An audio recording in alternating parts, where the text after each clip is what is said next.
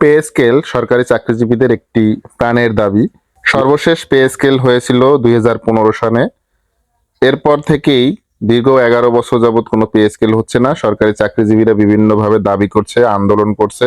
Internal government pay scale দেওয়ার উদ্দেশ্যে pay commission গঠন করলেও শেষ পর্যন্ত পে স্কেল না দিয়ে একটা খসড়া তৈরি করে দেয় যে পরবর্তী নির্বাচিত সরকার এসে পে স্কেল দিবে।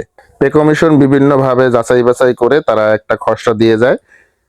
যেহেতু 2015 সালে বেতনটাকে ডবল করা হয়েছিল স্কেলটাকে, 26 সালেও কিন্তু স্কেলটা ডাবল হবে। পে কমিশনের রিপোর্ট অনুযায়ী সর্বশেষ যে স্কেল 20 গ্রেড, সেই 20 গ্রেডের বেতনের স্কেল ছিল 20,000 টাকা এবং 14 গ্রেডের আগের 2015 সালের স্কেল ছিল 10,200 টাকা, যেটাকে 26 সালে যদি নতুন পে স্কেল দেয় সেটায় 23,500 টাকা করা হয়, যেটা বৃদ্ধির হার 105%-এর কাছাকাছি।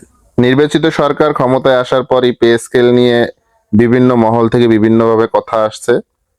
সরকার এখন পর্যন্ত আনুষ্ঠানিকভাবে কোনো কিছু ঘোষণা দেয়নি, শুধুমাত্র সোশ্যাল মিডিয়ায় বিভিন্নভাবে বিভিন্ন কথা আসতেছে।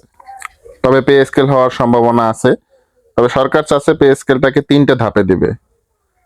প্রথম 50% বেসিকের, পরবর্তী বছর আবার 50% এবং বিভিন্ন যে ভাতাগুলো আছে সেটা কার্যকর করবে পরের বছর, অর্থাৎ 3 বছর বসে সবকিছু দিবে।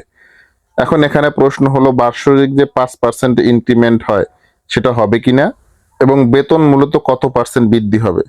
ইন্টারনাল গভর্নমেন্টের যে পে কমিশন তারা যে একটা খসড়া দিয়ে গেছে সেটা কার্যকর হবে নাকি 100% বেতন বৃদ্ধি করা হবে। একটা বিশ্বস্ত সূত্রের মাধ্যমে জানা গেছে যে 100% বেতন বৃদ্ধি পাবে, অর্থাৎ আগের যে রিপোর্টটা দিছে ওটা কার্যকর হবে না। এখন হবে যার বেসিকে ছিল 10,200 টাকা তার হবে 20,400 টাকা, ডবল, অর্থাৎ 100% বৃদ্ধি পাবে এবং এই 100% বৃদ্ধি পেয়ে 50% সেখান থেকে এবছর কার্যকর করা হবে এবং বাকি 50% পরের বছর কার্যকর করা হবে। এখানে আরো কিছু ধোঁয়াশা রয়ে যায় যেগুলো আমি ভিডিও শেষে আলোচনা করব। এখন আপনাদের বেতন যদি 50% বাড়ে, নতুন যেভাবে শোনা যাচ্ছে যে যার বেতন আছে 10,200 তার হবে 20,400, সেটা যদি হয় তাহলে আপনার বেতন কিভাবে হবে আমি প্রথমে সেটা দেখাচ্ছি এবং ভিডিওর শেষে বাকি কথাগুলো আলোচনা করব। অনেকগুলো গ্রেড দেখানো সম্ভব না, তাই আমি একটা গ্রেড দেখাচ্ছি, 14 গ্রেডটা দেখাই। একটা দেখলেই আপনারা বুঝবেন। আমাদের সবার মনেই একটা প্রশ্ন থাকে, 2026 সালের নতুন পে স্কেল অনুযায়ী বেতন কত হবে। 14 গ্রেডের হবে 27,180 টাকা এবং যদি আপনি কোনো ভাতা পেয়ে থাকেন সেটা বৃদ্ধি পাবে এবং বাৎসরিক 5% ইনক্রিমেন্ট বাদে।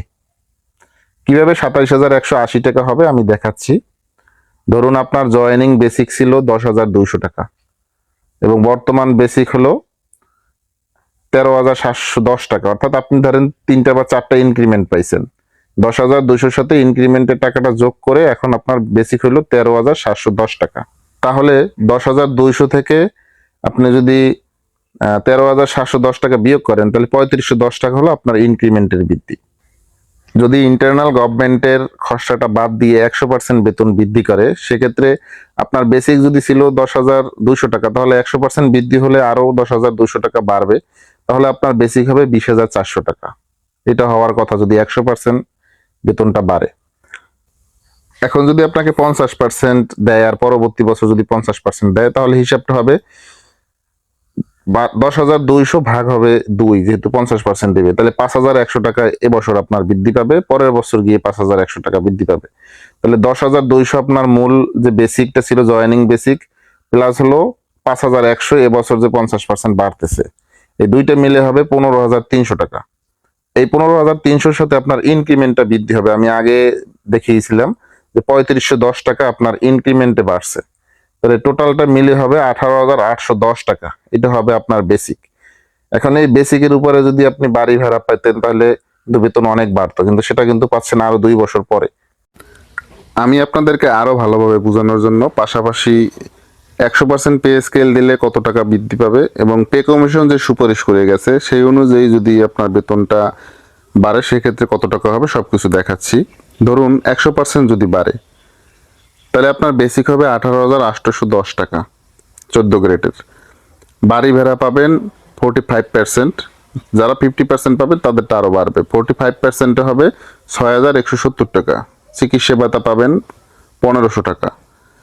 আর ধরি একজনের শিক্ষা ভাতা পান, যদি শিক্ষা ভাতা পান তাহলে এখানে যোগ হবে, আর যদি না পান তাহলে এটা বিয়োগ হবে বা এটা বাদ যাবে আর কি। তাহলে ধরেন একজনের শিক্ষা ভাতা পাবেন 500 টাকা আর টিফিন ভাতা পান 200 টাকা, এই টোটালটা যোগ করলে হবে 27,180 টাকা। অর্থাৎ আপনি এই 27,180 টাকা টোটাল বেতন পাবেন। এ থেকে আপনার জিপি ফান্ডে যে টাকাটা কাটে সেটা বিয়োগ হবে, এবং আপনি যদি ব্যাংকে চাকরি করেন বা অন্য কোনো ভাতা পেয়ে থাকেন সেক্ষেত্রে ব্যাংকে চাকরি করলে লাঞ্চ ভাতাটা যোগ হবে, এবং অন্য যদি কোনো ভাতা পেয়ে থাকেন সেটা যোগ হবে এখানে। এখন ভাতার বিষয়টা কিন্তু বেতনের সাথে একসাথে না। যেমন আমরা যে বাৎসরিক আমরা যে ইন্টারনাল গভর্নমেন্টের দেওয়া যে 15% একটা বিশেষ প্রণোদনা ভাতা পাই, সেটা কিন্তু বেতনের সাথে না, সেটা কিন্তু আলাদা একটা ভাতা, সেটা এটার সাথে বেতনের সাথে গিয়ে যোগ হয়। সেম বেতন হলো আপনার 27,180 টাকা, আর এর সাথে ভাতাগুলো যোগ হবে, যোগ হয়ে আপনার একটা বেতন দাঁড়াবে। আর পে কমিশন যে সুপারিশ করছিল 14 গ্রেডের বেতন স্কেল হবে 23,500 টাকা, সেটা যদি হয় সেক্ষেত্রে 10,200 টাকা আপনার স্টার্টিং বেসিক ছিল, সেক্ষেত্রে 13,200 টাকা হবে আপনার পার্থক্য। সেটাকে 2 ভাগ যদি করেন 6,650 টাকা আপনার প্রথম ধাপে বাড়বে, আর পরের বছর পরের ধাপে বাড়বে আবার 6,650 টাকা। তাহলে 10,200 টাকা প্লাস 3,500 টাকা হলো আপনার ইনক্রিমেন্ট, আর 6,650 টাকা হলো আপনার এবছরের ওই যে 50% বেসিক। এটা সব বাড়লে হবে, যোগ করলে হবে 23,360 টাকা। এর সাথে বাড়ি ভাড়া যোগ হবে 6,170 টাকা, চিকিৎসা ভাতা 1,500 টাকা, শিক্ষা ভাতা ধরলাম একজন 500 টাকা, টিফিন ভাতা 200 টাকা, মোট 28,730 টাকা হবে যদি আপনার পে কমিশনের সুপারিশ অনুযায়ী হয়, তারা যে একটা সুপারিশ দিয়ে গেছিল। এ থেকে কর্তন হবে, এবং কিছুক্ষণ আগে যে ভাতাগুলো দেখালাম, লাঞ্চ ভাতা বা অন্যান্য ভাতা, ধোলাই ভাতা, এগুলো যদি আপনার থাকে সেগুলো যোগ হবে। আর বিশেষ প্রণোদনার যে 15% আছে সেটা আগেও বললাম যে সেটা কিন্তু আলাদা দিত, সেটা কর্তন হয়ে যাবে। এখন প্রশ্ন হলো 5%-এর বিষয়টা নিয়ে। প্রত্যেক বছর 5% যে ইনক্রিমেন্টটা দিত বাৎসরিক, সেটা কিন্তু বাদ হয়ে যাওয়ার সম্ভাবনা আছে, মানে এই 2 বছর বা 3 বছর পে স্কেল দিলে 5% বার্ষিক ইনক্রিমেন্টটা হয় না।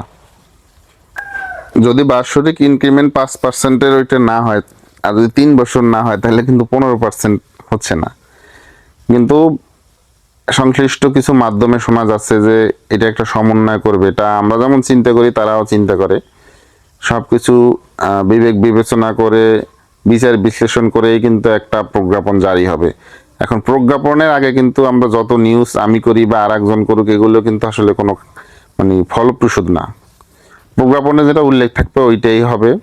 আর 3 বছর 5% করে না দিলে যে একটা গ্যাপ হয়ে যায়, আবার 50% করে দিচ্ছি, এখানেও একটা গ্যাপ হয়ে যায়, এগুলো সব কিছু বিবেক বিবেচনা করেই কিন্তু একটা সমন্বয় করবে। আর এগুলো কিন্তু সবই প্রজ্ঞাপনে থাকবে, যেহেতু পৃথিবীর মানে বাংলাদেশের ইতিহাসে কিন্তু এরকম কোনো ঘটনা নাই যে 50% ইনক্রিমেন্ট দিছে।